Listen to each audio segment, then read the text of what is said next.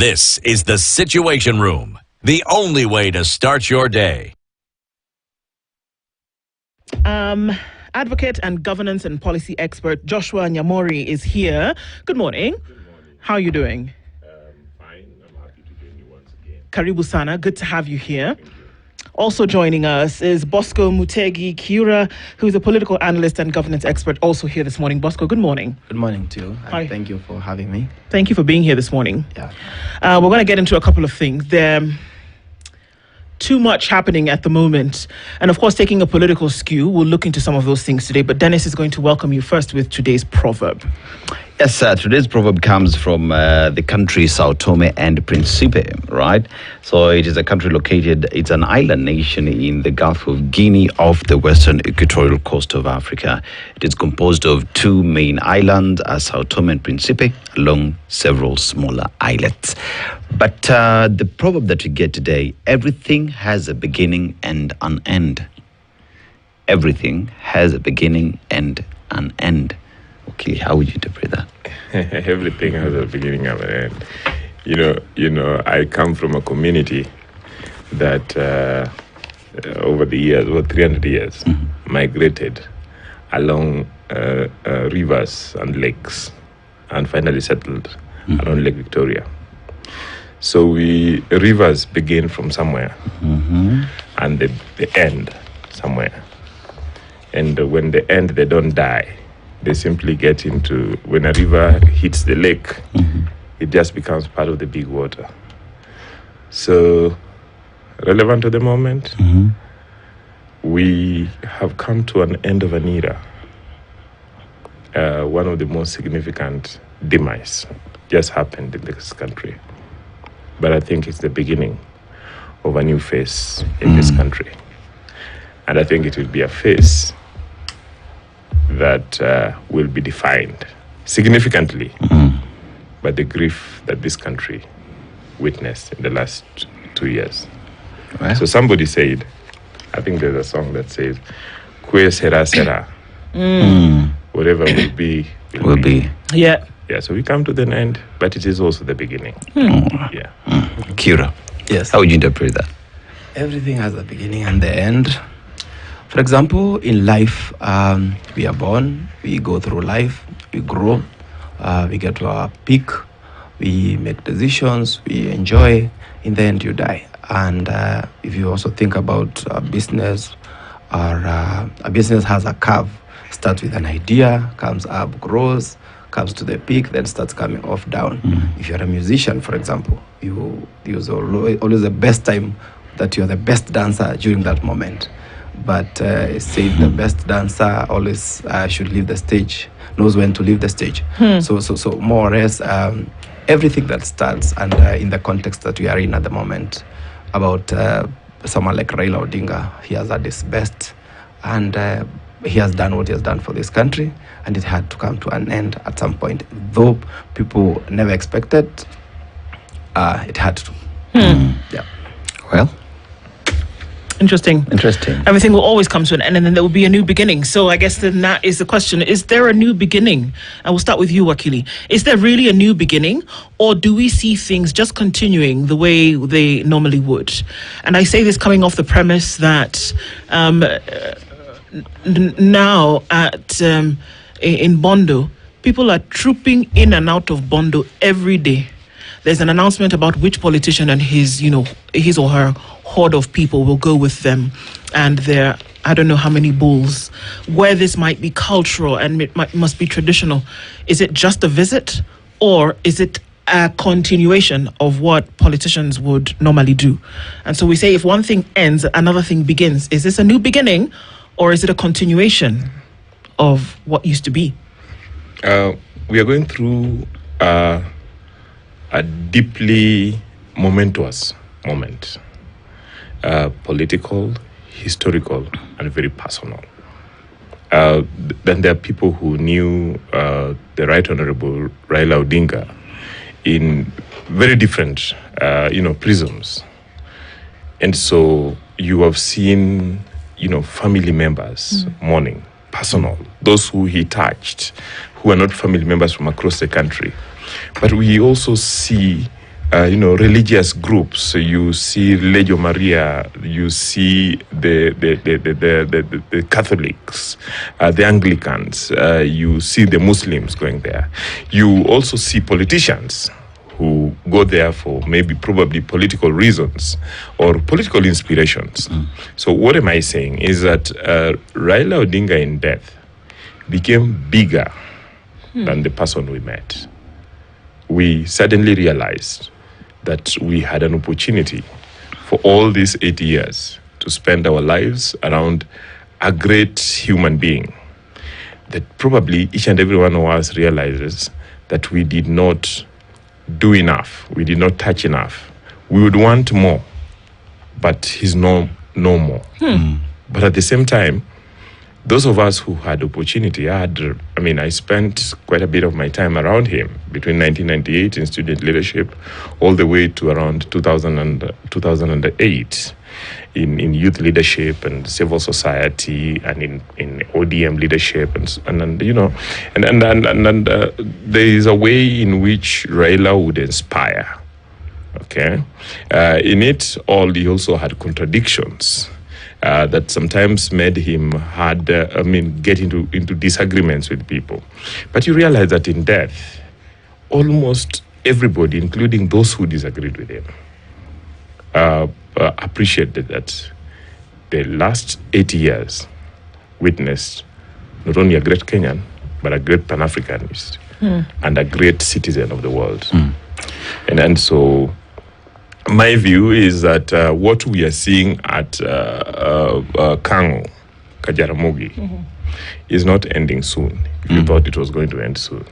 I see Raila's grave side turning into a shrine.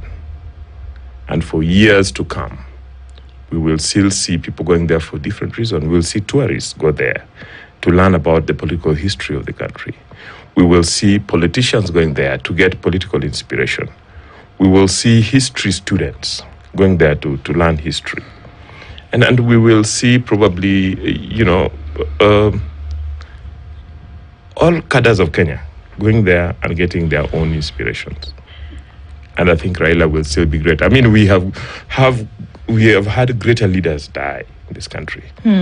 We lost Jomo, we lost JM Kariuki, we lost Moi, we lost, but in my view, there has not been a moment that has united the country in grief and in greatness like we witnessed in the 4 days of mourning before burial, and we continue to witness now. So, Bosco, as we look at what is happening after the death of Raila Odinga, one would look at a political landscape that has really changed. Those who are, say, sworn enemies of Raila Odinga now praise him, in his death. And one would argue that it is a position where, as much as the country came together to mourn a national hero, that his grave site, his death, has turned to be a political tool where everyone wants to be on the right side of life or conversations. You look at Mutahi Kahiga's statement, but before even that statement, he had spoken very highly of the man, only for follow-up statements to go the other side. And you look at another response again coming from Governor Wanga, and one would argue that Raila's death, Raila's gravesite has turned to be another dais for politicians to politic. Is that right? Am I correct when I say that? Thank you so much, Dennis. Thank you for that question. And allow me, first of all, to wish our children who are doing exams today my best wishes. And we wish them the very best, because our country requires good governance, and good governance can only be achieved through better education. And that's what is very important. So to answer to your question, Raila Odinga is not your ordinary politician. We need to appreciate that. And previously I've said Raila Odinga might not have been the president, but he has been the better president that Kenyans always loved, because he has been the people's president, as he has been said. I said even earlier when we were with you, sometimes back in KTN, and I said, Raila Odinga, he's the one who fought for the constitution. However, he's the one who has helped us to test that constitution in several ways. Be it after every election, major changes have come. But now when you look at what is happening in the graveside, Raila's spirit is living with us day in, day out. We have seen people getting excited to inherit. If you can talk about ODM, for example, as Raila as a king, and maybe the queen has been left with ODM, and she's a widow, and everyone wants to inherit this queen. And in this way, people are getting excited into the leadership of ODM. And when it comes to the grave, each and every person wants to be associated with this figure of Raila Odinga. That's why we have seen people throwing some connotations like Gachagua wants to visit the grave. All of a sudden, they are unable to visit. People like Wanga threatening or making remarks that are pushing away people like Gachagua and the governor of Nyeri. It is going to happen for some time because, as I said, Raila is not your ordinary politician, and the legacy that he left with us still lives on.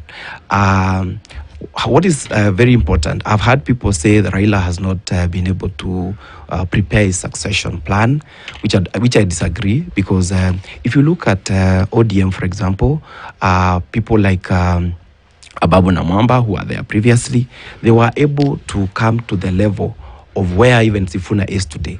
And which Ababu? No, which one? Ababu Namwamba. Oh, okay. Ababu Namwamba. Okay. Who was the previous Secretary General of ODM. So when it comes to ODM and the leadership, Raila had gotten to a point where he had allowed the dissenting opinion of these young people who really who really wanted to take up this role of leadership in ODM. And I would say at this point, if ODM is to survive for the sake of future and posterity, the intergeneration changes that are inevitable has to be allowed in one way or the other, because what I'm seeing is, where I come from, there's a story told of a cow that died and the head is chopped, but the parasites, the ticks, are still sucking the blood from that head. And I see so many of these leaders in ODM still believing that there's still some blood left in this head of this cow. And the minority leader said, he's now the chairperson of the orphans. These are all orphans, and they have to remain relevant. Who do I see inheriting what Raila has been? I see Gachagua coming up very well as a person who is inheriting the figure that Raila has been. People have used Raila as a person when they speak or they try to punch Raila Odinga. Even in the mountain, they look popular and they look bigger. Now, Gachagua has suddenly taken up that role, and everyone who is now seemed to be against Gachagua, be it in the mountain or in the country, seems to be popular. This is the advantage. People are taking advantage of this. So I see the spirit of Raila and the things he has done in this country helping us improve our democracy as we move forward. Is it really, though? Can we look at it as democratic? Is this the living out of democracy in the country? Because everybody's been saying it for the longest time. Raila Odinga seems to have been the glue that kept everybody together. That if he spoke, people would do. If he nominated, people would get elected. If he gave advice, people would take it. And with his exit now, we are almost looking at a crumbling of things and people scampering about, not to further the things that he fought for 40 years, but to remain in the positions that he helped them to achieve. So do we see that there's going to be a prolonging of the things that he did? Or are we seeing that people are scampering for political expediency and to ensure that they remain relevant in today's political space? We are in a political moment. We cannot say, as at now, the shape it will take in the years to come. It is sort of a rupture. Okay, the glue, the center, is not there anymore. Anybody who is involved in the politics of this country at the national level has worked with Raila or fought with Raila at one time or the other. And he has been the moral compass that has, given us direction at every decisive moment. I compare him with, the great leaders that we have, like Mahatma Gandhi, like, people like Nelson Mandela, Nkrumah, J.F. Kennedy, Martin Luther King. So the question is, what is happening now is basically that people are trying to find their space, and that people will get their levels. And we must appreciate that Raila left a structure. And one of the structure is ODM, and ODM definitely has its own, within its own organs, can make decisions. And there have been questions that how did they choose the acting party leader? They sat down as the central committee, and they're meeting again today, and then they will have the National Delegates Congress. Okay, but then. My view is that for the next few years, we will still have the various groups that Raila held together, just like, it's not only ODM. But my question is, the folks who are scrambling about today, are they doing that to continue to prolong the things that Raila Odinga was known for? And I want to give an example. When Martin Luther King Jr. was assassinated, there was no question that the folks who came after him were pushing the human rights and the assimilation agenda. Ralph Abernathy. You had the likes of Jesse Jackson, who came out as a result of that. Andrew Young, his daughter, Coretta Scott King. It was clear in a very short period of time that this agenda, even with the exit of Martin Luther King Jr., that they were pushing this particular agenda and they kept going with it.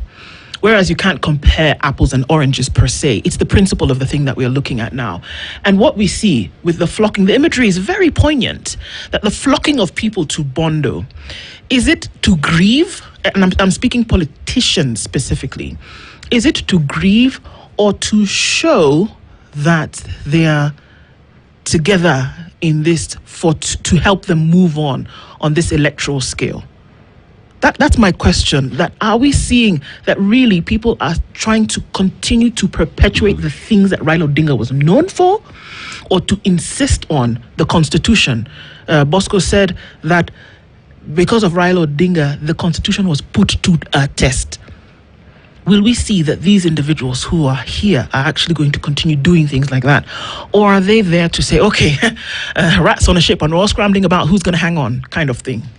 I think history will define that, because I think Raila was too big for us to be able to understand anybody around him, okay?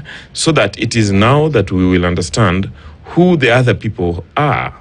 It is now that, that he has left the space, that these people have a chance to define themselves, whether they represent what Raila stood for, or just a part of it, or they actually pretend to represent that and are representing the opposite.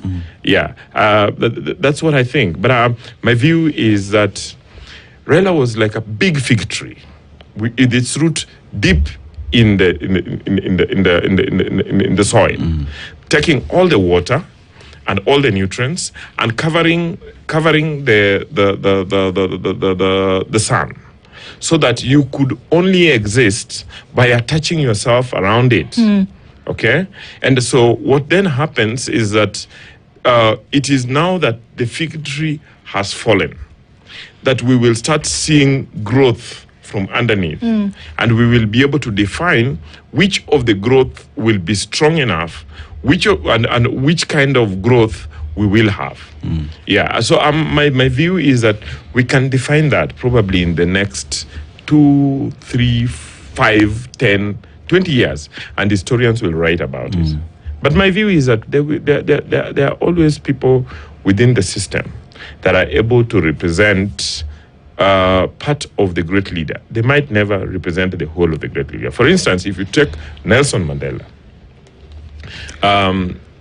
there is nobody in South Africa who we can say represents Nelson Mandela as he was. So that Zuma would represent the militant Nelson Mandela.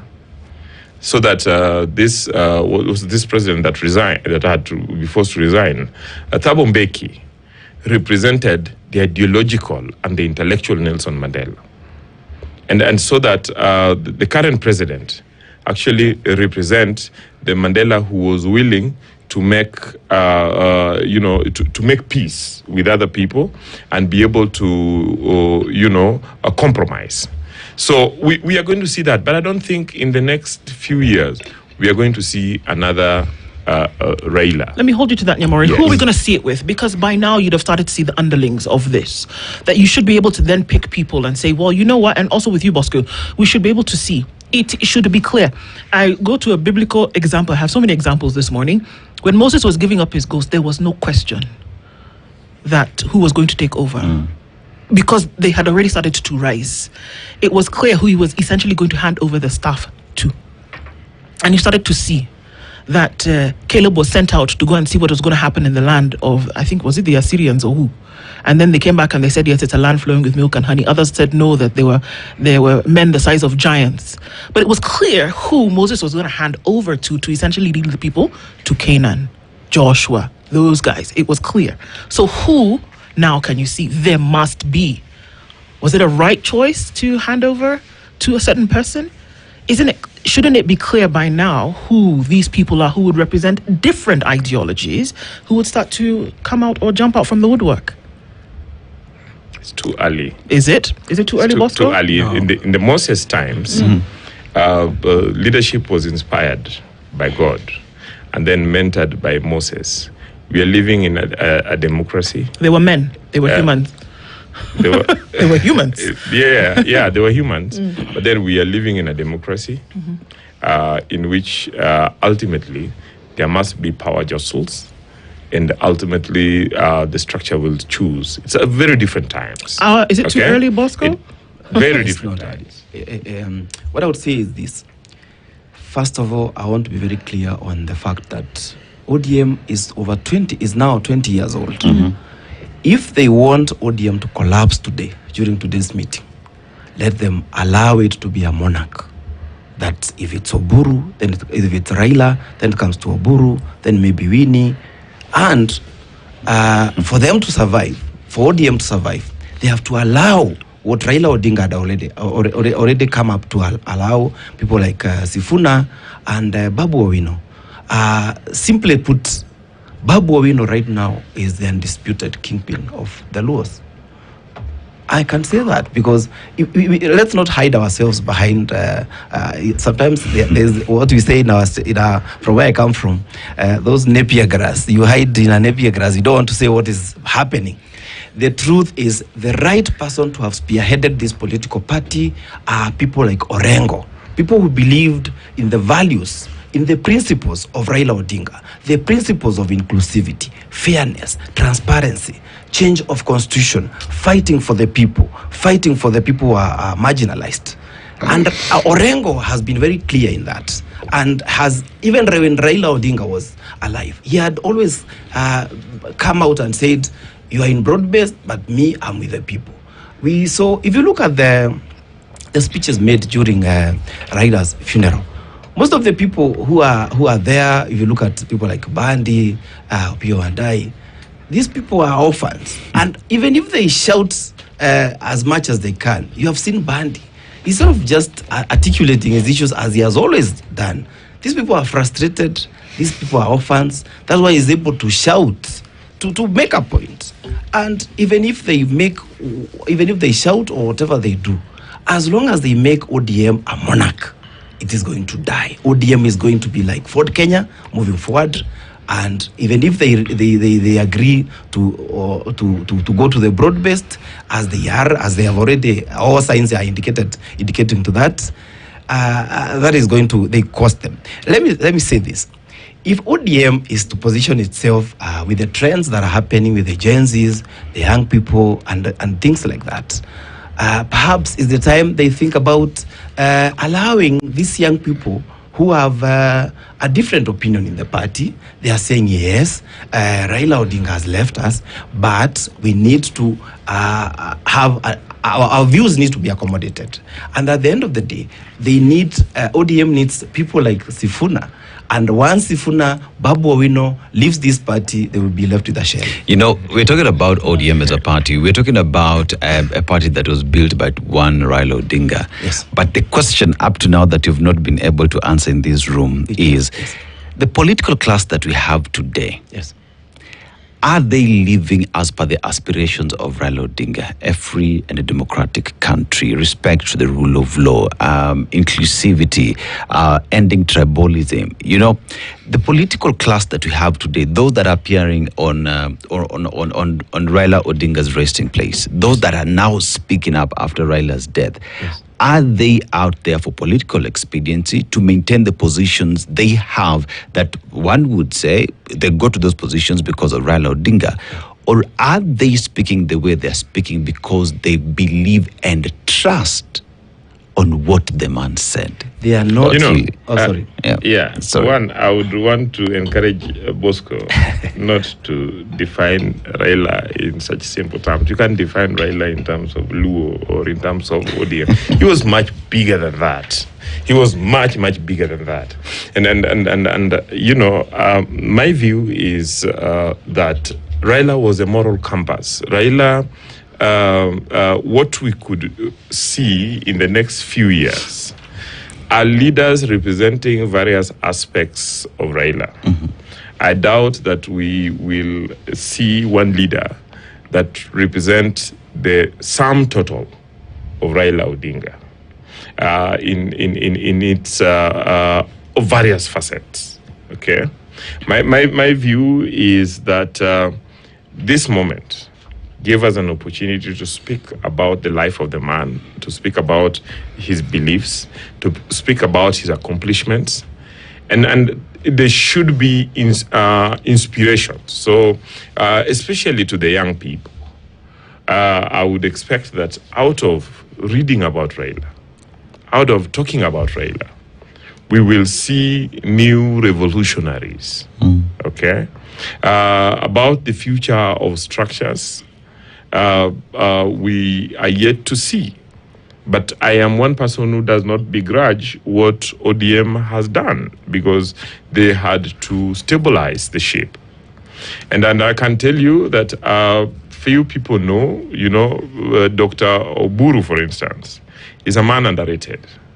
Dr. Oburu is a self-effacing man, but the people who know will tell you that Raila would listen to everybody. But the advice that he will go with is the last advice that Oburu gives him before he goes to sleep. So in terms of the revolutionary men, could be that Oburu was more revolutionary than even Raila. But Okili, let's look at the time when Raila Odinga was going for the AUC chairperson position. And at that time, he appointed one Professor Nyang' Nyong'o to take the position as an acting party leader. But then again, let's look at the party leader Raila Odinga has passed on. And if you look at the structure of ODM, we have two deputy party leaders. And one would assume or argue that it was automatic on who would come to lead, because we already have the party structure in terms of the deputy party leaders who would sit and agree among us. One would ascend to be the deputy party leader. We are sitting in a studio and assuming that we have all the facts that the Central Committee of ODM had to look at before making its decision. My view is that at the moment when Dr. Oburu was named as the acting party leader, it was quite, an emotional moment. And probably the committee, I'm assuming, looked at who knows where we are coming from and who knows where we are going to. The only person who spent 8 years with Raila Odinga, 80 good years, is Oburu Odinga. And I can tell you for sure that I know, because I spent quite a bit of time around Raila Odinga, that Honorable Buru Odinga was a very able advisor to Raila Odinga. So I would want to tell you, and then Honorable Buru Odinga could be a transitional leader to enable the party to settle and then make its own decisions. I am sure younger people will come up. Yeah. But it should not be a takeover. Yes. And then we should not dictate to them. Let's allow them. And I'm not a member of ODM. I used to be a member of ODM. Yeah. But I'm thinking let's allow them to make their own choices, to make their own decisions. We cannot decide for them. Just like I say Raila is bigger than ODM. The president, because of the stature of Raila, because of what he meant, declared the mourning period and gave Raila Amolo Odinga state burial. That meant something. And I am sure that, and then, dedicated almost his entire speech during the Mashuja Day to Raila Odinga. I am sure that this country still owes much more in commemorating Raila Odinga, and I'm sure the president is going to lead us around that. So I don't think we have yet seen the evolution of leadership, the evolution of thought. I am hoping, for instance, that our universities will hold conferences and seminars and write papers and write books and start political science units on Raila Odinga. Yeah, so I think it is we are just unraveling the sum total of Raila Odinga. Yes, Bosco, Sorry. Wakili is aspirational in his thought this morning that this is the direction in which things would go. You seem to see a different view of things on the ground. Absolutely. What's that? Absolutely. With a lot of respect and humility from my senior, I would want to say the following. You asked a question which you said we have not answered. I want to answer it to you today.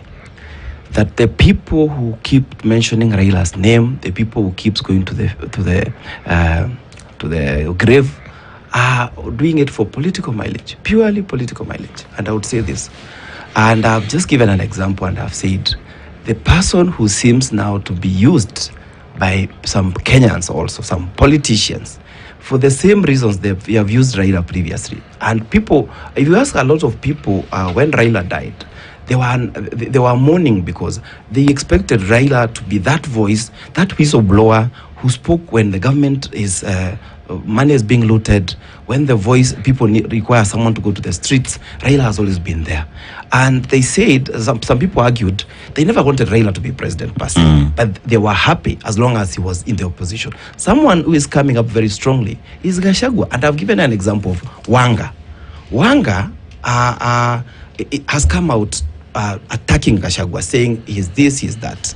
And someone who is attacking Gachagua at this moment seems to be Jamba, someone who is fighting for the people and things like that. And I want to say that I want to challenge someone like Wanga. They are saying they want to be non-tribal and all that. When they are saying Gachagua should not go to Nyanza, aren't they being tribal? What I would like to say is when I talked about, I'm talking about things that some people don't want to hear us speak about. Babu Owino being the kingpin of the Luo. You have seen someone like Ruto was stopped to be the kingpin of Kalenjins. They even stopped him from visiting Moi. Where is he today? He is the kingpin of the Kalenjins. Someone like Uhuru was even stopped from being president, was stopped from, with all manner of things. Today is still the kingpin of Mount Kenya. What I'm saying is I don't support those ideologies of kingpins and all that, but it is what it is. That is our politics. Our politics in this country are moved by political parties which are of regions. Like ODM has been Nyanza Western political party and also some part of the coast, but not the entire country.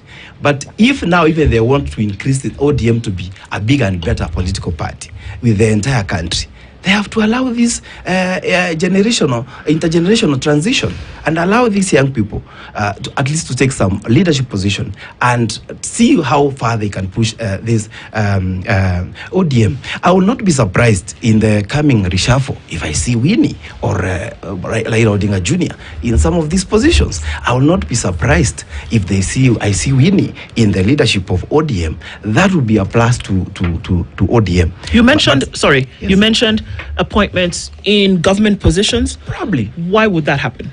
Very for obvious reasons that ODM has a pact with UDA, and the president is on record saying he will not allow people to destroy the legacy of Raila Odinga, both in leadership and in the political parties. Is that for Raila Odinga, or would it be to cement the future of Kenya's politics? Very good. It's for the legacy, to secure the legacy of Raila Odinga, politically to speak. Some of these things I'm saying are not the things that I really advocate for or I support, but it is likely to happen that way. And that is why some of these political parties, be it as we want to present them as national, they have always been tribal, they have always been regional, they have always been personal. You know, political interests in this country are personal before they become public. You hear someone say, our people, my people, but that person, at the end of the day, is fighting for his position. So let's be clear on that. So when it comes to leaders who are really fighting to secure the legacy of Raila Odinga said that, Raila Odinga said that. I remember I told you, these are people who are looking for survival, political survival. These are people who have always held by the quote of Raila Odinga. Raila Odinga is no longer there. However, you can see the things that Raila Odinga, as I said, he has done for the growth of our democracy. After each and every election in this country, even if Raila never went to be president, he was able to test, for example, the Supreme Court. During the 2017 elections, he challenged the flawed elections, as he said, and he was able to win this. This is one of the first things he has been able to achieve in Africa. Elections are rarely challenged that we win in a court of law or through the rule of law. So Raila Odinga will always be remembered as a person who has been able to propel our democracy to another level. If you look at, for example, I keep asking myself, some of these leaders we call opposition leadership, they are not new. These are leaders who have been in Moi government, Kibaki government, Kenyatta government, now in Ruto's government, and some of them were chased. I mean, they should, I think moving forward, what we should allow, and it's a great opportunity for the young people, for the young political parties to take up this space and let the young people build political parties and be able to now that the young people are calling themselves tribeless, leaderless, and all these manner of things, they are able to let them put together a political party that will bring all these young people together and fight for their rights using the things that are put in our constitution, using the rule of law as it's prescribed in the constitution. Wakility said, power is never given, you fight for it. And you look at the person of Raila Odinga and how he got to forming one of the biggest political parties. It started from his father's political party. When he walked out that, he formed several political parties until he ended up at ODM. And even as you talk about young people to be allowed to rule ODM, to be in the leadership of ODM, what would say you have to prove yourself that you deserve to be there, that you have to chart your own path to be there. Because if you look at Raila Odinga within ODM, as much as there was a broad-based government, he allowed dissenting voices within ODM to just chart their own path and way forward. But as we talk about the political expedience that does exist, does the leadership of ODM allow for dissenting voices to chart their own path? Does leaders that we have today allow for dissenters to be heard, to be listened to, and to be given an opportunity to speak?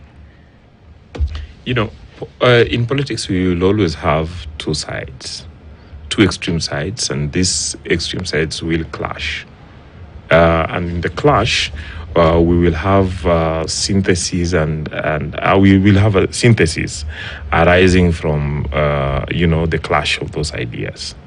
And so ODM and the country will still have a clash as people try to represent themselves as representing Raila Odinga. And out of those clash, we will have a new leadership emerging. I don't think we have been able to evolve it yet.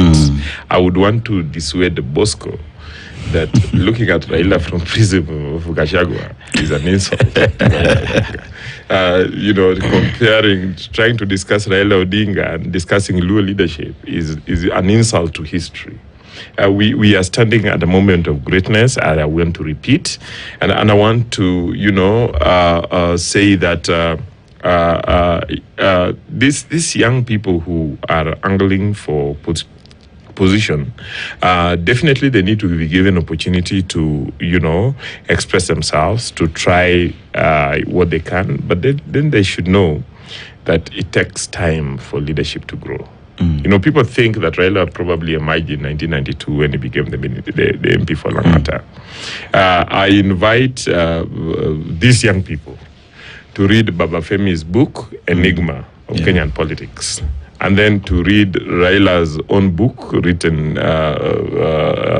through, what is this lady? The Flames of Freedom. And then they will realize that this Raila grew up in politics and actually spent 8 years to grow. But then he wanted to run in 1974, was just stopped by his father. And that he had to go to jail and spend 9 years, go on exile, and then come back, and spent many years struggling. Some of us, like I told you, I started working around Raila around 2006 as we were preparing for 1996, as we prepared him for the 1997 elections. And, at that moment, he told us that we are not going into this to win. We are going into this to prepare ourselves for the 2007 elections. So you see, even as he was preparing in 1996, his best shot, he knew, was 2007. And indeed, that was his best shot. So I would want to encourage these young people not to look at short-term achievement. It is not going to come easy. It's going to take many years of struggle, and they will mature through it. Probably one of them will rise up to the point of becoming Raila Odinga. And I think this is the thing that we're trying to get to, even in this conversation. Sometimes to lend to discourse, you don't necessarily look for a solution, but you can see things that can form that solution later on. Now, the things that you speak about Raila Odinga are not undisputed. It's clear, the world over. Everybody's seen that. Thinking about, we are going towards revolution. We will get to that place at some point. We are fighting for freedoms. We're fighting for human rights. We're fighting for democracy. We're fighting for constitutionalism and the rule of law. All of these things, over and over and over again, it was compacted, it was compounded, it was over time. The question is, the people who surrounded him, even though he may have cherry-picked them, can we say that truly more than 2 or 3 bear and share those same ideals and will practice them in the way in which he did? Or did they find themselves around him so that they could cement their positions for the future? And that's why we see the scrambling that we do today. Is that something that makes kind of some sense? History will be able to define them. When I was in Form 4, when Jaramogi died, I was in Kisumu, and I was preparing to go to school at 5. And then, as I put on the radio, there was the announcement that the Ford Kenya chairman, Jaramogi Oginga Odinga, is dead.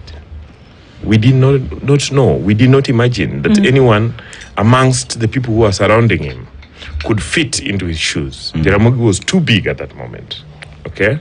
And there was a struggle for a moment. And just as we, dismiss each other at this moment, people dismissed everybody around Jaramogi. It took many years for Raila Odinga to emerge to the point where, in my view, he has actually eclipsed Jaramogi. You might want to realize that there were a significant number of people around Jaramogi actually dismissed Raila Odinga. I thought that, oh no, he doesn't fit. He cannot be what Jaramogi was. He's too, is too aggressive. Okay, but you look at Raila, who passed on at 80 years old. He was probably more sober than Jaramogi was. Yes, he was more uniting. He would try to see the bigger picture when all of us would want to see this small, everything about Kenya from the small prism of what we have experienced? I think that there are people at the moment who harbor the same drive and aspiration that Raila Odinga had. Who's this? And that they would fight tooth and nail to ensure that they actually push for that. This is my opinion. Yeah. My question, Bosco, is that if those people exist and it's beyond Ndu on a Monday morning pontificating, if those people exist, do you see them being allowed to actually sit in those positions and drive the agenda by the party, first of all, and by anybody else in the country? Very well. You know what is happening is the problem you're having in unemployment in our country is the same problem you're having in ODM. We have old guards who have refused to give way to the young people, to the positions that they are supposed to give, and allowed to be in the advisory team. So we have an 81-year-old who still wants to insist to be the party leader of the ODM, and it happens very fast. Less than even, people say there's no vacuum in this world, and it was demonstrated very well that even before you could bury the Honorable Raila Odinga, with all the respect that we have for him in this country, we already replaced, or rather gave some position to the brother, and now today is the defining moment. Whatever the Central Management Committee decides has a lot of impact in 2027. You mentioned Babu Owino. You Yes. mentioned that name. Yes. You mentioned Edwin Sifuna. Yes. There's somebody else you Orengo. mentioned. Like, you Orengo. mentioned Jim Orengo. Yes. Do you think that the party bigwigs Yes. would allow that narrative to push through for just these three individuals as an example? They will not allow that. Why? Because they're already in the government, for example, and the people who are in government already have said they will not leave their positions. And the Opio and Bandi, Oparanya, they are not leaving those positions. And it's to the advantage of William Ruto, because to him, he perceived these people who was given by Raila Odinga to have some supporters from where they come from. So he would be happy to have them. And President William Ruto, politics as it is, is about your calculations. And if the president is able to manage the transition of ODM to his advantage, well in. And someone called Uhuru Kenyatta. You have seen what Uhuru Kenyatta has impact in terms of political landscape. He just needs to open his mouth at this point. Exactly. He doesn't need to. Just he is there. You mention his name. So whichever way you tell people to go, his people, be it the mountain or people in Azimio, it will have a lot of impact on who becomes president. I have the question in terms of the ODM, right? So Yes. here is a decision that will be made by a few individuals who sit at the top. Yeah. But remember, even at the time when Raila Odinga was about to get into broad-based government, he went to his people. He went across the country to listen to what his people had to say. As we sit here today, the party ODM, does it belong to the people? Or does it belong to the leadership? Or, others say, Odingaism still exists in ODM, Wakil. I tried to invite the three or the four of us here to look at this moment as bigger than what we are talking about. It can't be defined as ODM. I am happy that you're talking about Odingaism. Odingaism will be a big thing. Raila is just like that thunder just before the rain that happened, okay? And the fullness of the impact of the death is yet to unravel. And you can hold me to this statement 2 years down the road. We have not even just started discussing Raila's ideology to understand what he was. And what I'm saying is that what will finally represent Raila Odinga might not necessarily be ODM. I want to hold you on that, Yes. Wakili. Let's take a break. Yeah. We'll come back and continue because we're going Please. to open that up just a little bit. Thank Folks, you. we continue with this conversation in a bit. It's right now, 8 a.m. Spice up your life. This is the Situation Room, the only way to start your day.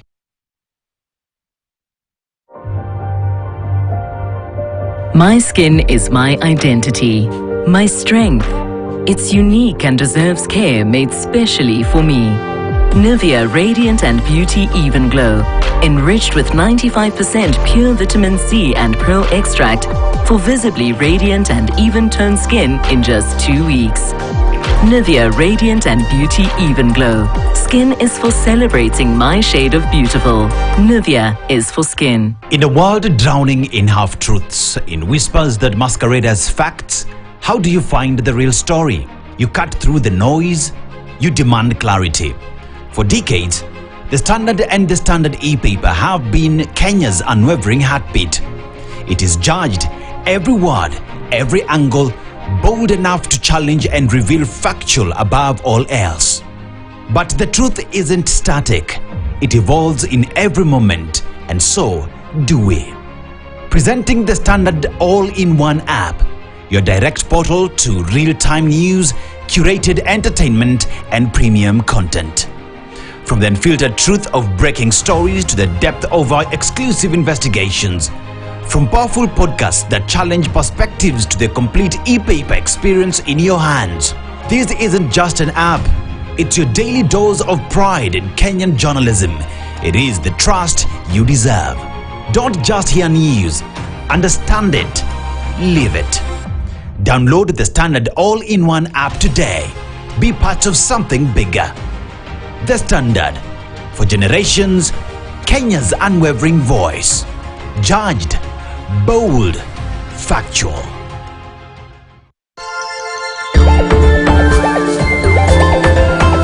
Today, it is my absolute pleasure to host a gentleman I follow and I watch him a lot, Kelly Inspiration. If you're going to the 7th floor or 8th floor, you not see all the stairs, but you're seeing the one that is leading to the first floor.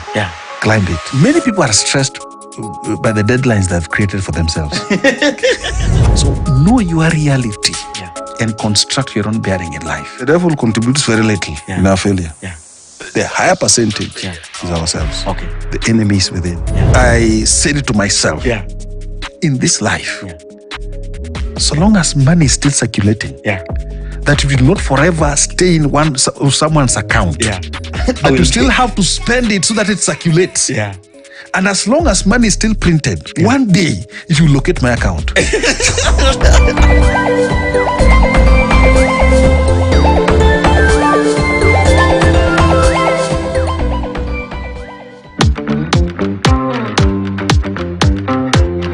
In a country full of stories, who's telling yours? Kama sai Gen Z, hata watumii 5 common sense. Hawa sasa wako na 7 jo.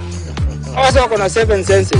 From the issues that matter to the voices that inspire. The county government does not support us. Vitu zimepanda, uchumi imekuwa juu sana. We put the spotlight where it belongs. Has your concentration span been affected due to your use of social media? We challenge the system. 1, 2.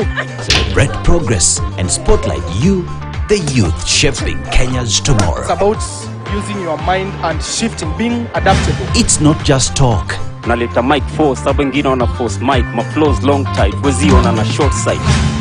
It's real issues through the eyes of the youth. You are a leader of all the people, and leading those who don't support you. You must be very tactful. I'm Ashley Mazuri. And I'm Jesse Rogers. This is The People's Lens. Let's keep the conversation ongoing.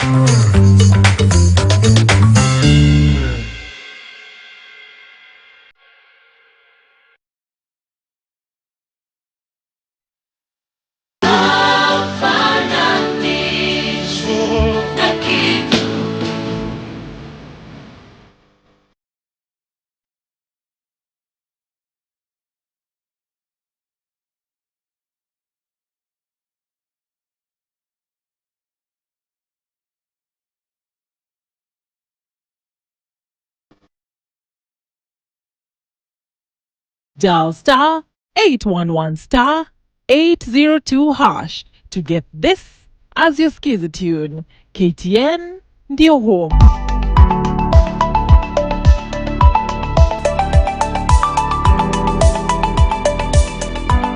We've informed you on matters of life and wellness, from pandemics to mental health, because your life matters. KTN at 35, trusted, fearless, trailblazing.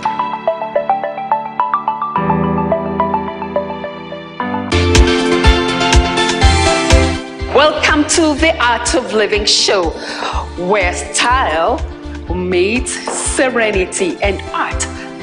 From modern marvels to timeless classics, join us as we explore the charm and the beauty of some of the stunning homes, plus the stories behind them.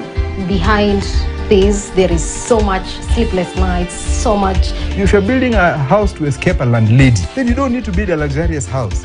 Celebrate the essence of fine living, where we explore the spaces of icons, personalities, celebrities, innovators, and let's discover, explore, and engage.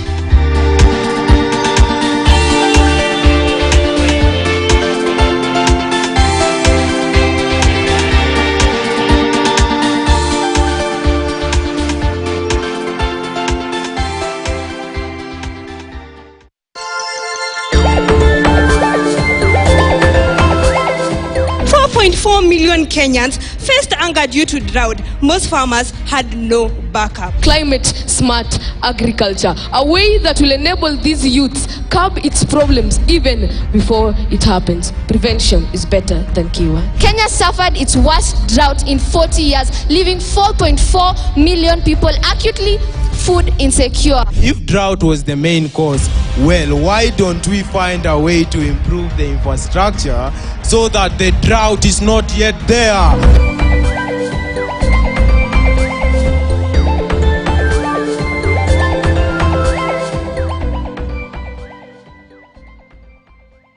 This is the Situation Room, the only way to start your day. The person, the one who actually has an ideology for Kenya named after him, maybe the only one at this point in terms of Odingaism, and then asking the question, folks are already starting to clamor. The scamper, the scramble has already begun. Whether we want to wait for some time, as Nyamori says, or whether, as Bosco says at this point, you know what, we need to be in a situation where we're looking towards who's going to actually carry this mantle and move forward. What will the politics look like?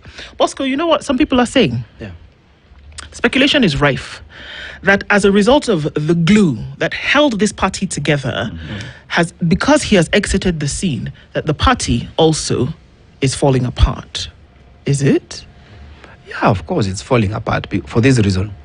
You see, someone like Babu Owino and Sifuna, I think they read this far away, very far away. And they saw that even moving forward, they need to cut their own path.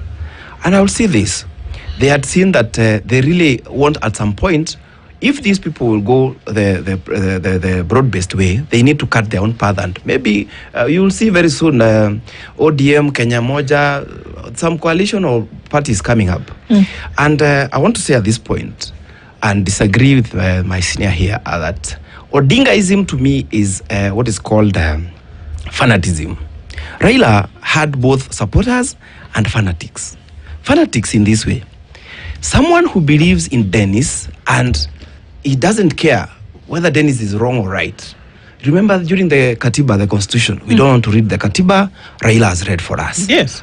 Someone who can go there on the road, throw stones, the police are shooting and he doesn't care. You know, just because Raila, we are fighting for this and that, and Raila is there.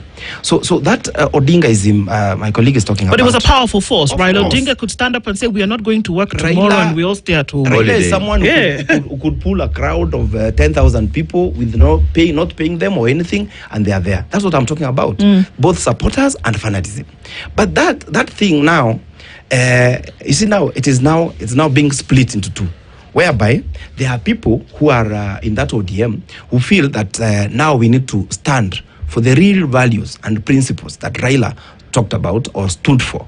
People like Orengo has been with Raila since the one-party state in the 90s. He was in the trenches being fought with him. He has come with him all the way during Constitution 2010, fighting for Constitution. He has been with him in Mandamano. He knows Raila's style and thoughts inside out. And I would say this. That's why I said Orengo have been one of the people who would have steered this party moving forward very well. I wanted to say about now, I wanted to explain something about why I was talking about Gachagua and now Raila Odinga. I'm not belittling Raila Odinga when I mentioned that. I'm just saying Raila is gone and there are some people who are inheriting the things he used to do and they are coming out very well. This like way. What? The people in this country cannot trust Gachagua as a president. Why? One, ethical issues. Ethical issues, you have corruption and all this manner of things. Two, the case in court about impeachment. It's Brad about his case and impeachments. The other thing is about track record. What track record does Gachagua have? 2 years, 3 years member of parliament, one-term member of parliament, then 2 years now deputy president. I mean, people, Gachagua got to be re-elected with William Ruto in the same candidature, and then he saw how William Ruto did it towards the election. He found it very easy. But this guy called William Ruto calculated it over 10 years ago. That's why he was able to hit it in one go. So what I'm saying is that how is Gachagua inheriting this? Gachagua is inheriting the issue I had said. People used Raila Odinga. When you are seen back then fighting Raila Odinga, who is fighting for the people, you are seen to be an enemy of the people, and you became popular in one way or the other. So people like Wanga are positioning themselves and saying, we don't want Gachagua to come to our region. I mean, that's tribal, as I said. But when you look at also the arithmetics, the national arithmetics of political arithmetics are not favoring Gachagua in any way. So when he tells people he has 8 million votes, and I also come from the mountain and he has not asked me for my vote, so maybe he has 7,999 without my vote. So ideally, those are the things that are coming out. But to answer what you had asked about the new crop of leaders, and will they be able to take over the party? I said, and I'll repeat again, if these people who have the ideals of Raila Odinga walks out, ODM is a shell, and it will remain like ANC, Ford Kenya, or these other party of Wamalwa, where people, Salasia, and these are taking each other to court, those kind of fights.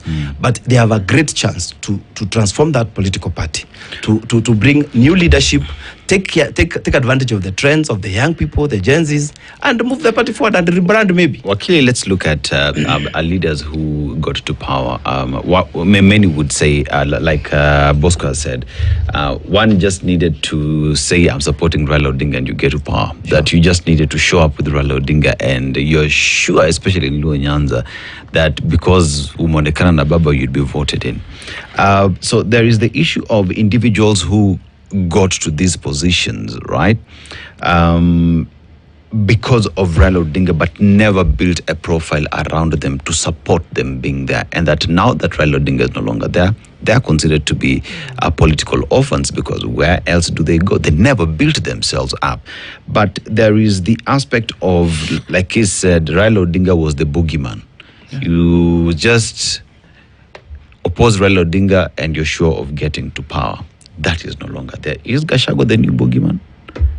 Guys, I want to You're asking Nyamori who wants a statue to be erected on Moyavi. Let me tell you, you are simplifying Raila Odinga. I told you. Friedrich Engels, Karl Marx, co-author of the various books on communism, once wrote, when a journalist wrote something that was demeaning on Karl Marx, and he said that I will allow you to critique Karl Marx and say anything about it, but what I will not allow you is to write what is an insult to his legacy. My view is comparing Raila Odinga to Gachagua is an insult to the legacy of the greatness of Raila Odinga. Okay, but what I'm saying that probably Gachagua may, just like all other Kenyans, like all of us, be inspired by Raila Odinga, and I'm hoping that when they get people like Gachagua get inspired by Raila Odinga, then they'll start talking about village and tribe, and talk about nation.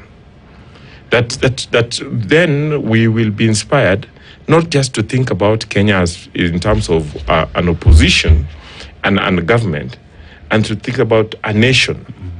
And you know, borrowing the words of His Excellency President William Ruto, the president actually mentioned that Raila Odinga was bigger than any one of us, bigger than all of us. And you see, the president used that moment to inspire the nation that we can have a new beginning.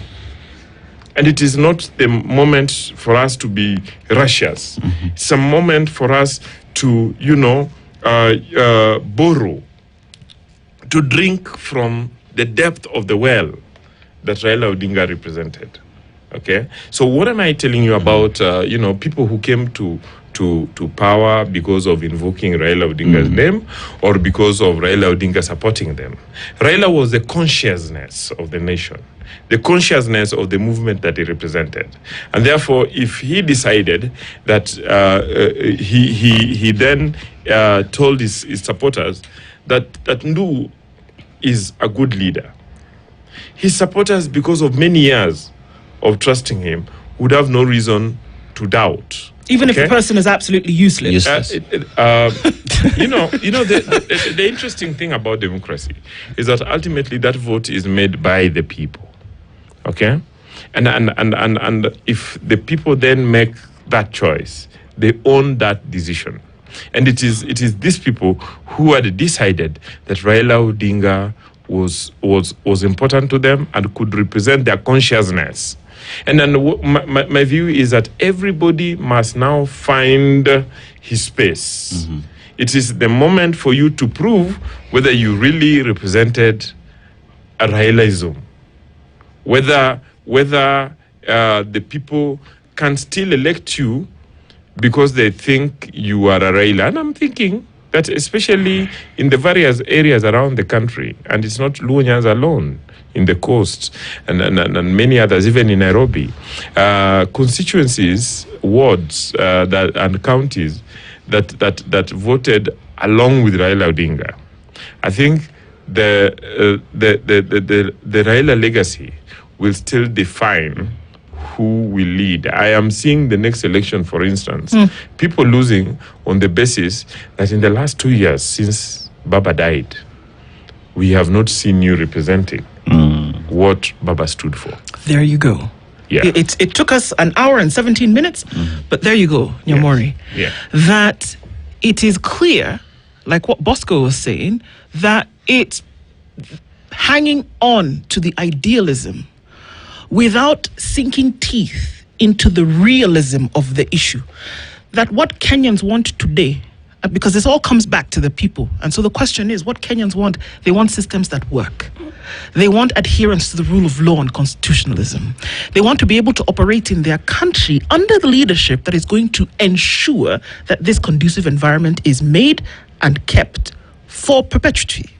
They want to ensure that that happens. These are the things that Raila stood for. But the hangers on to the idealism are not sinking their teeth into it today. And that's what's going to get them booted out, which is why Bosco is saying, I assume, I don't want to speak for him, but Bosco, is that not, people are saying, these guys are not going to be able to fight for the thing. There are very few of them who will be able to, and they're not being given the opportunity to lead. And so those who don't sink their teeth into the thing are going to fall off along the way. Come 2027, they'll be nowhere. Actually, I want to agree with you 100% in this way. The biggest problem we have in this country is in the parliament, the members of parliament we elect. The law was passed the other day. People are crying all over. Was it passed in county assembly in Kiambu or in Nyeri? It was in the national parliament. These people, we have been told previously, when bills come there, they go to the toilet, get 10,000, and they allow bills. So, what am I saying? Moving forward, if we have to get the right leaders for this country, We start with members of parliament. Get the right people to do this job. Because we cannot allow, you see this thing of even just saying Odingaism, someone is taken to the podium there, you raise their hand, huyu ndiye tunataka. And people vote to a man, to that person, without caring whether he has education, he has integrity, he has, track record, nothing. Just because he is brown or he is red or whichever way he is, or he's a good musician, or he's a comedian. What do you expect from a comedian? Comedy. What do you expect from wash? You get wash in parliament. That's where the problem is. So first of all, let us focus as citizenry. I'm not blaming anyone, but I'm just saying as the citizen of this country. Right now there is voter registration. How many people are even getting votes? What is the opposition leadership doing in genuine oversight to IEBC to make sure there is voter registration? The voter apathy we experienced in 2022, 14 million people voted out of the 22 million who are registered. Those are the things that opposition should be talking about. When you talk about now, when you see the people who are very vibrant in opposition, we are talking about Gachagua, someone who doesn't stand for anything. The only thing he stands is one term. One term. Where will one term take the people? Yes, correct the government, but with alternatives, like Raila Odinga used to do. Raila Odinga would say, the government, please stop doing this. Can you consider doing this? And even brings BBI, brings suggestions. He talks about supporting devolution. The things that are affecting the people. When 2010 constitution, we brought 2020 constitution, the aim was to remove power or reduce power from an authority from up there to the mashinani, to reduce the resources from the central government to the mashinani. But what are we seeing? Things which are totally different. So what we need as a people, first of all, is to fight for clean and people with clean record, people who can make laws to change this country. And Kenya has the best laws. Implementation, zero. When you talk about millennials like me, millennials are the people who have not participated in any way in changing this country. Let me prove to you.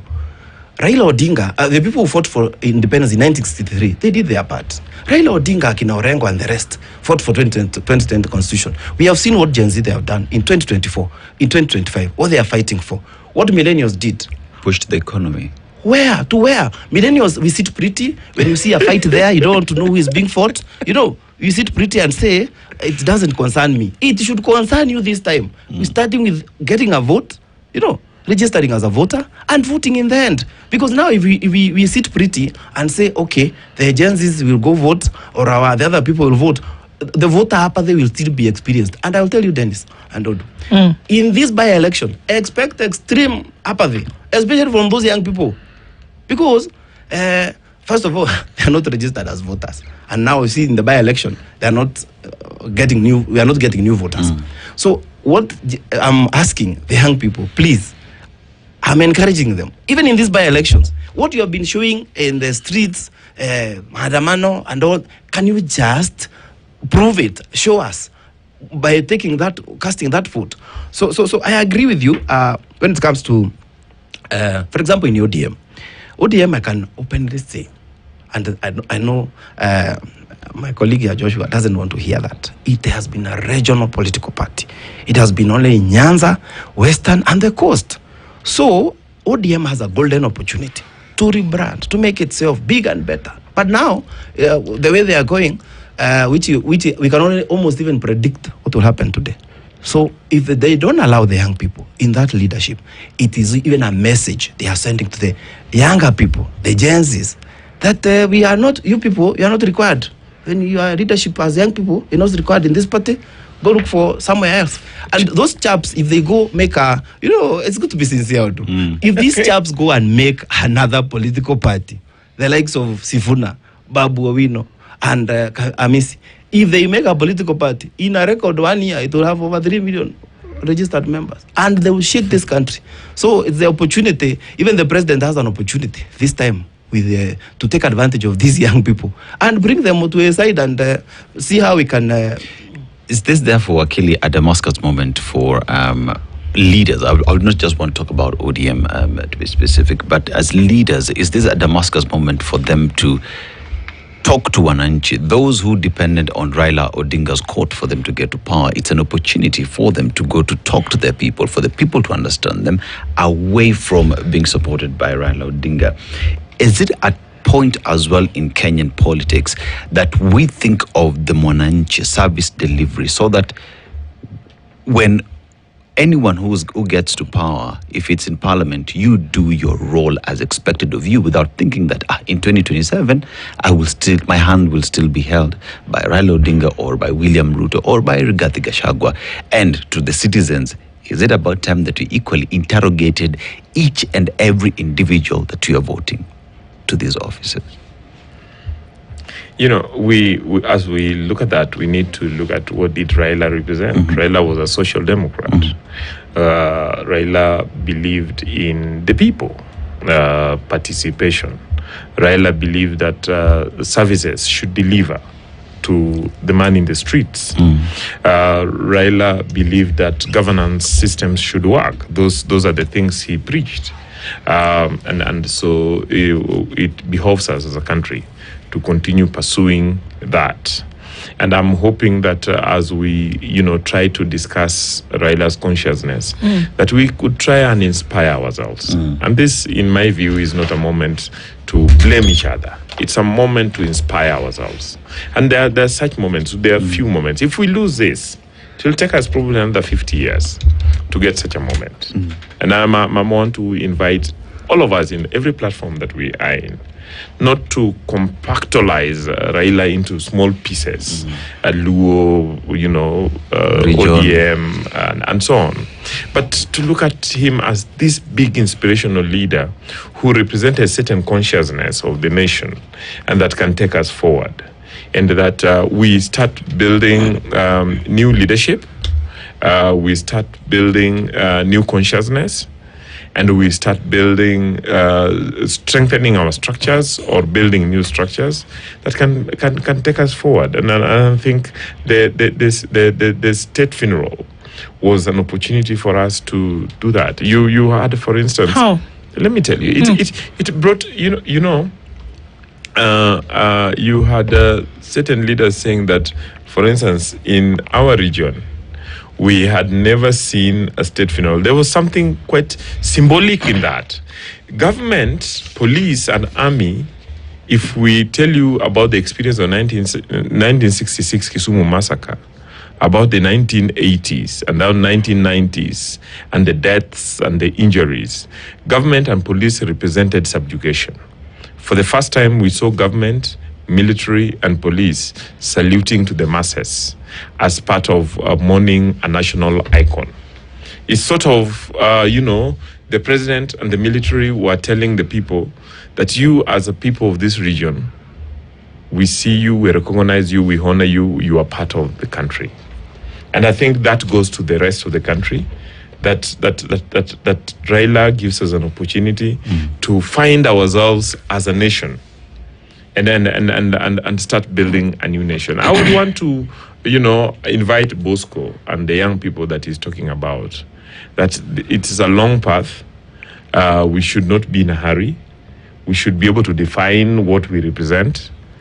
And I would ask Bosco, for instance, some of these, leaders that he's talking about, if he has a 16-year-old, if he can leave them in the custody of those leaders and travel abroad to live with them, travel abroad for 6 months, and hopefully come and find that the son or the daughter they left that leader with is still safe. If you can find in such a leader somebody you can trust with your youth, then that leader should be supported. Can you trust the current leadership with your youth?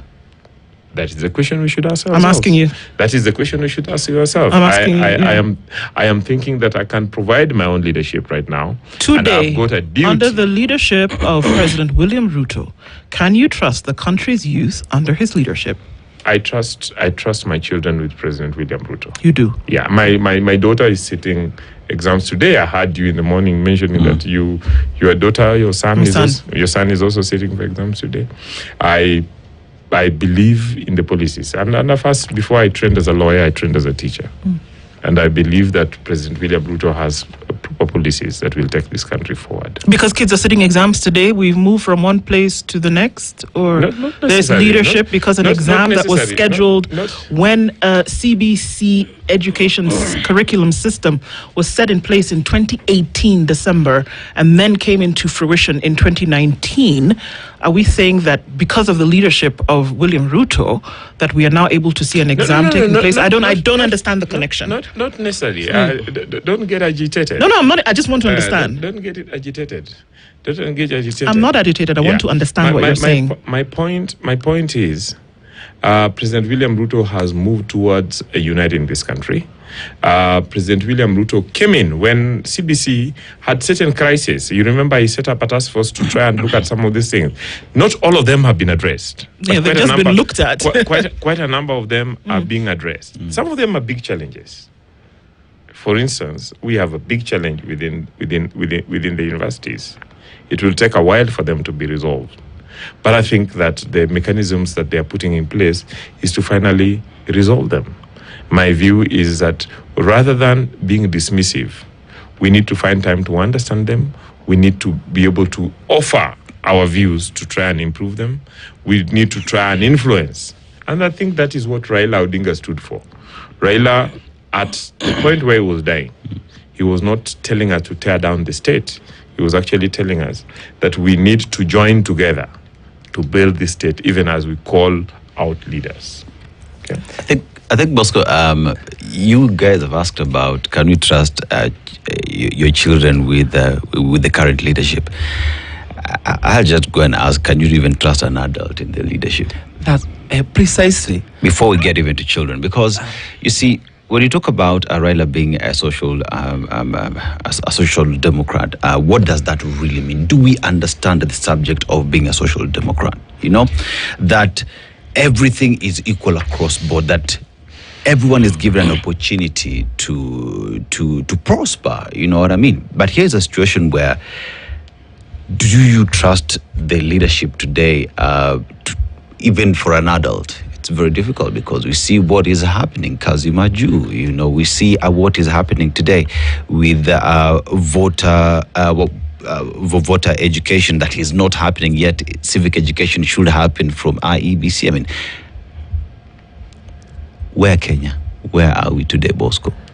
You know, and how do we fix it if at all we are saying we are learning from things that Raila aspired to have? You know, it's totally wrong when people demean young people and look at them, look down on them. Young people have energy, have innovation, and I will invite Wakili. I will show him. He has heard of the story. I will show him one of those people. He has heard of the story of an old man who is 23 years old and a boy who is 60 years. Those things exist. You know, it doesn't mean because I'm 16 years, I'm not innovative. I don't have ideas. I think the biggest problem is we have in this country is that we have actually an acute deficiency of genuine leadership in this country. The leaders who are people-centered. People only think about, you know, I was just listening to Pogisho the other day, explaining how he was employed as a member of parliament, earning 10,000, and how they used to come to parliament. Parliament was like a sacrifice. To be in parliament was like a sacrifice back then. And I would agree with him because having read history, I've seen, you know, nowadays, being a member of parliament has been praised, has been, you know, crowned with so many things, especially the perks that come with it. A member of parliament is actually the most paid person in this country. You might say he is earning $1 million, but they end up with more than that in their accounts at the end of the day. Well, look at the mileage and CDF and all this manner of things. But what I wanted to say is, moving forward, I think it is only proper for us to be genuine. For example, opposition needs to be very genuine in their oversight. Governments and all the other players need to be very genuine in their public participation. Because we cannot have sometimes government or leaders, even in opposition, who think they have monopoly of ideas. And you, as you have rightly seen, Wakili is dismissing young people. They are not supposed to be involved in decision making. What happens when even all over the counties, go tell me how many young people, the youth ministry that has young people in those ministries. The young people need to be involved in decision making on matters that affect them. Because if that doesn't happen, we have lost it ab initio. You know, and you understand that term very well as an advocate. So what I'm saying, tell us what ab initio means. From the beginning, so we need to be genuine in the way we treat our citizenry, but also the citizenry, as I said earlier, they need to be keen. Don't be persuaded with 200 shillings. In fact, if you see a leader making people queue and giving you money, he's actually buying you. And the moment he goes to that parliament, he'll try to recover his money. And what is important is, let us try to bring each and every person's voice. Let us try to have issues of governance involving the voice of the people on genuine public participation. You know, the public participation is done nowadays by the counties and even leaders. How do you have a public participation over an issue affecting CDF being run by a member of parliament? The person who is supposed to do that oversight. How do you have a member of parliament implementing CDF, which is supposed to do oversight? Already conflict of interest. Look at the same things in the counties. I've actually worked in counties previously, in a county previously, and I'll tell you, public participation in the counties and the kind of public participation done are predetermined. You know, you call the people that are aligned to you, and you put them in a room, ask them, is that okay? Yes. And otherwise, okay. Then you give them fare or whatever you give them. You know, that's where corruption is happening every day. We should be talking about the 13 billion that police, about corruption, the 13 billion that corruption is happening with our police bribery every day. You know, those are the things that we should be talking about, making laws that are anti-corruption in this country. You know, those are the things that we should go to the people, even these young people. Let's not assume that they want this money, they want that. The reason they are going to Ukraine and Russia, being killed there, looking for opportunities, is because they believe these opportunities, some of those exciting opportunities with big packs, are outside there. Let us call them, like Raila had already initiated, intergeneration dialogue. Listen to them. Maybe they just want internet in their estates and their villages. Then they look for those opportunities online. You know, those are the things we need to talk about. So this fallacy of only the old people staying in the positions, government allowing people who are retired to be given consultancy, they are good, yes, they have the wisdom. Let them give advisory to these young people and allow them to get these positions. And then lastly, what is important that will end this unemployment in this country is industrialization, is creating a good environment for the private sector to create employment for our people. Today we are having 2 million young people doing exams every year. According to FKE, every year over 1 million people come out to the job market. Government cannot employ 1 million people, even if it's police or whichever way, they cannot. So the best way, and I think some of the things that President William Ruto has done, if I may like it or not like him, some of the things he's doing, is really trying to implement some of these things, despite the challenges the economy is facing. Well, look at the KIPES, the industrialization is doing in each and every county, and what he's doing in terms of food production. But that's not enough. Even the Galana project, for example, need to be well thought out and involve these young people. They have innovation. They can use other methods, modern methods, to bring agriculture to the level that maybe we need. We have seen, there was that issue of GMO, for example. It had a lot of noise. Maybe those are the things maybe we require in this country at the end of the day to end food challenges. The issues of cancer, as I finish. Cancer, we should not be dealing with cancer towards let us think, what are the causes of cancer? Because, for example, in KEBS, when you have stories, we had oil or sugar, mercury, you know, those are the things that the government should tie the knot and make sure we are getting the right products to our to our tables. We are becoming diverse. Because if you have a homestead where people are eating sugars from morning to evening, cancer is said to be thriving in sugars. So mtu anakula mkate asubuhi, lunch anakula githeri ambayo iko githeri with the potatoes, all this starch, evening starch, every time tea. I mean, we need also to educate our people on what to do when it comes to our food, the foods we take. So those are, we go backwards and try to see where is this cancer coming from, and also improving our health sector. Yamori, realist or idealist? Idealist.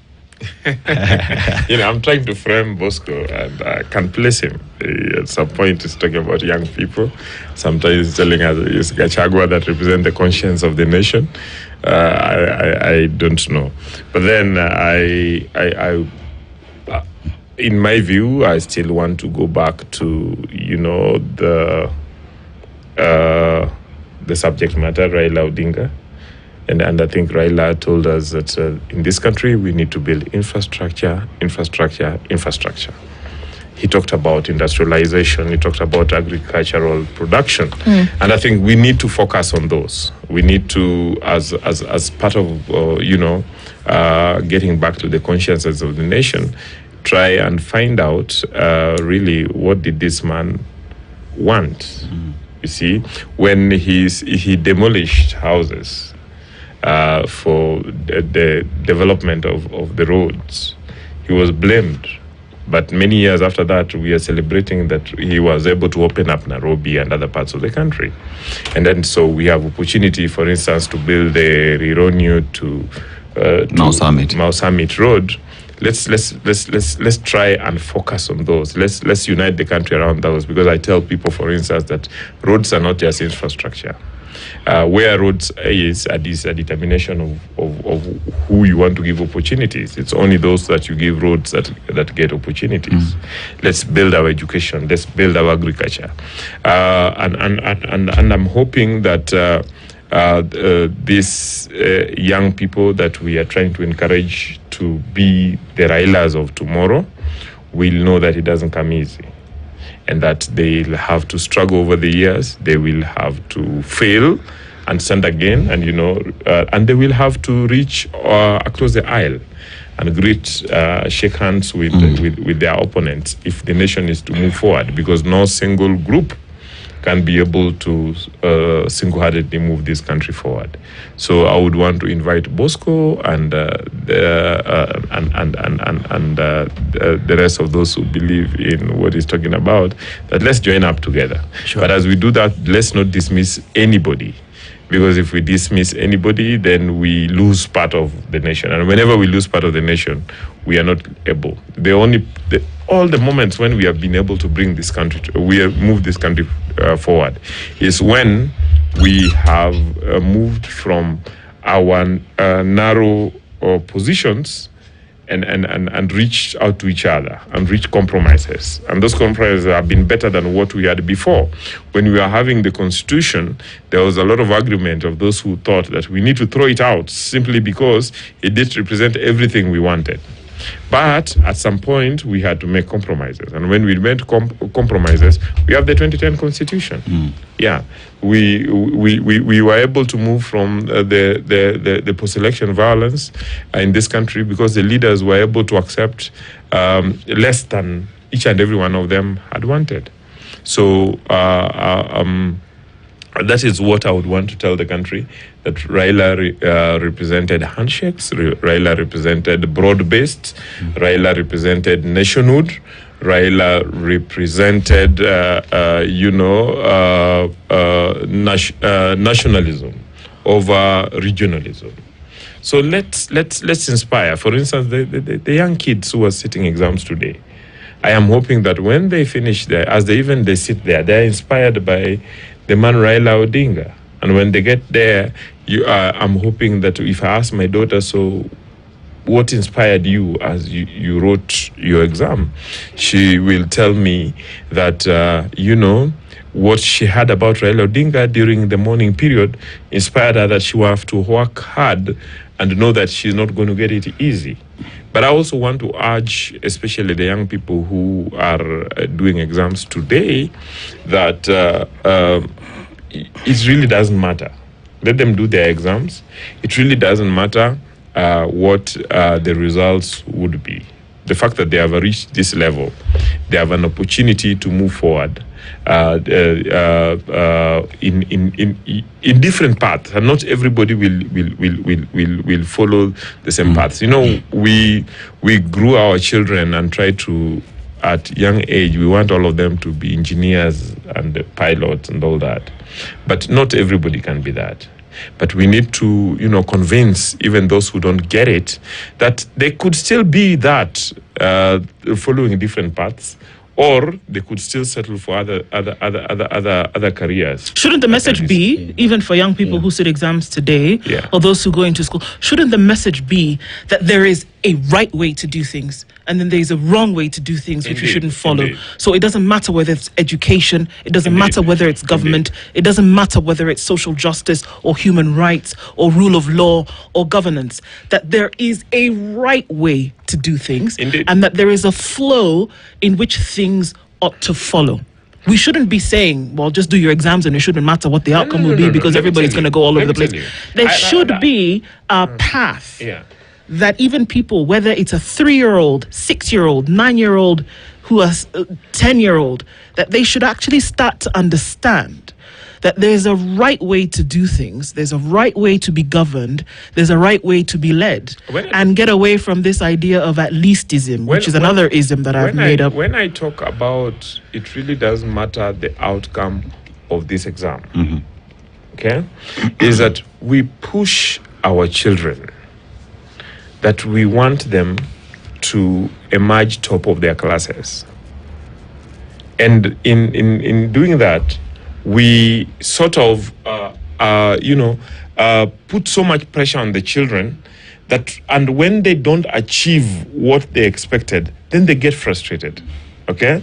Then we get to a point where we think that we have children who are successful and certain ones are failures. I know, for instance, and I told you that I'm a trained teacher, that no child is a failure.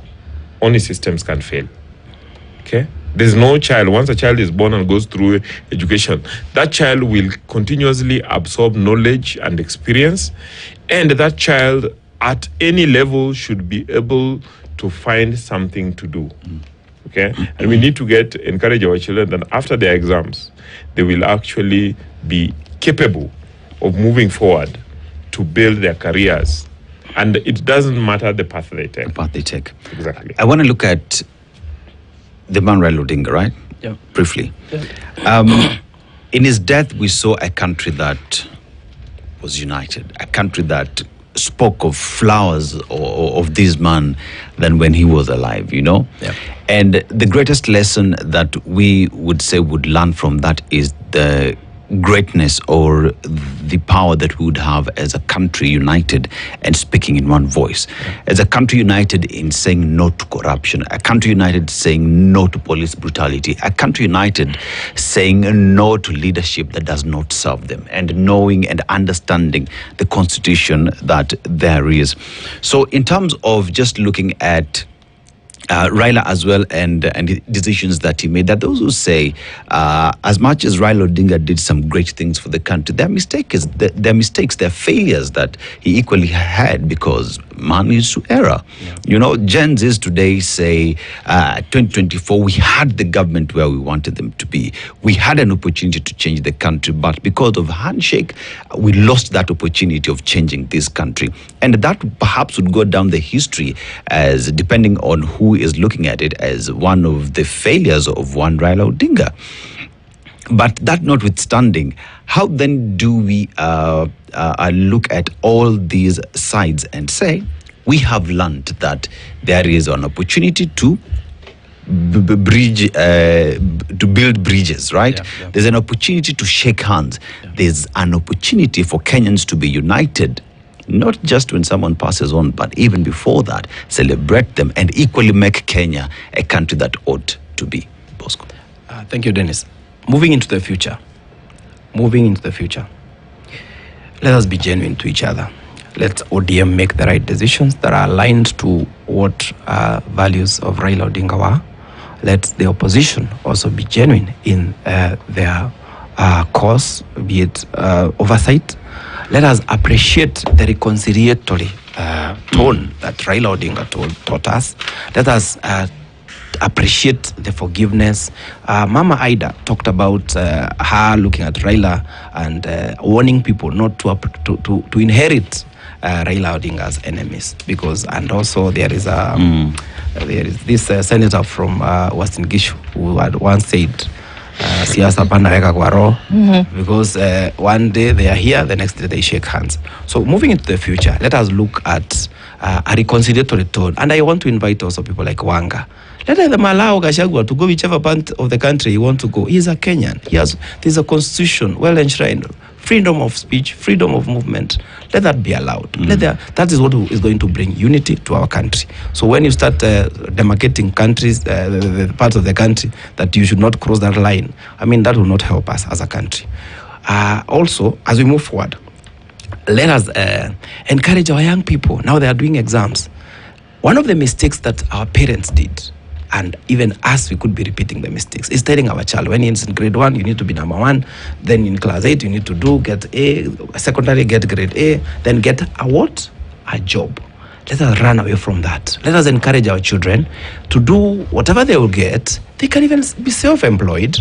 They can create production avenues like factories and employ themselves and employ others. I will tell you what, I work with these young people and I know how they think and how they operate. That's why I wanted to answer to Wakili. He needs to appreciate where I'm coming from. I work with them, and I am also inviting the government. Let the government make up policies that are aligned to the trends of these young people.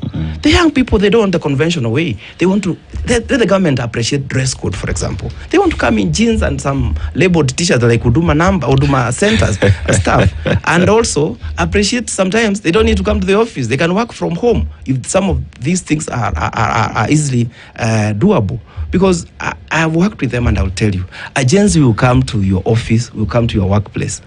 A job you're supposed to do from 8 to 5, he does it in 3 hours using his innovation, and you'll be wowed. You know, let us appreciate them and do everything that is aligned to what they are thinking about. And we will be able, at the end of the day, get the value of their innovation. And everyone moves together, as Wakili says. So moving into the future, let us carry everyone along. Let us not say, you are young, I'm old. Let's sit in the table. And as I said, I would equally encourage a discussion whereby that intergenerational discussion, which involves the government, young people, the opposition, young people, everyone, and be able to but let us have rules whereby we will have a decorum in this discussion. We'll have our views aired in the best way possible. Let the government go reach out to these young people wherever they are. If they're in Instagram or X, let's reach out to them and hear their views. You know, that's what really will move this country forward. Is that what will move this country forward? Just hearing the views? Because I can hear you. But if I hear you and I actually do something about this collective view, perhaps, and perhaps that's the thing. And that's why, you know, we may not want to hear it, but that's why the things that Raila Odinga spoke about for 30 years, that we started to see them so glorified when even one was done. When he led a referendum, he did. When he led a referendum for the institution of a new constitution, it was far from the minds of people in terms of, okay, so what's going to happen? But then when he said, you know what, this is what we should actually be thinking about, and led the battalion of people, it didn't seem like anything until it actually happened. And that could be the issue that we suffer from so much, that we suffer from a lack of implementation of these wonderful things that we say we want to do. Create a conducive environment. That's what government is supposed to do in the first place. Make sure that your children are educated in the best way possible, set up healthcare, secure your people. But we fail to implement these things. And so when one is done, we want to make it seem as though the world will stop or has come to an end because one has been implemented. And we suffer from this lack of ability to take this thing home. And that's what leadership ought to do. That's what leadership ought to implement. And that's what we suffer from, is it not? But remember what I said. I started by saying we have a problem. We don't do genuine oversight, genuine public participation. Because sometimes the government will, as you have said, we have all these laws, we have these ideas, but where did these ideas and laws come from? We didn't ask these people what they really want. We assumed, oh, Dennis is suffering or he has this challenge. Let's give him this. For example, now youth are being given nyota, this money, and perhaps these kind of things.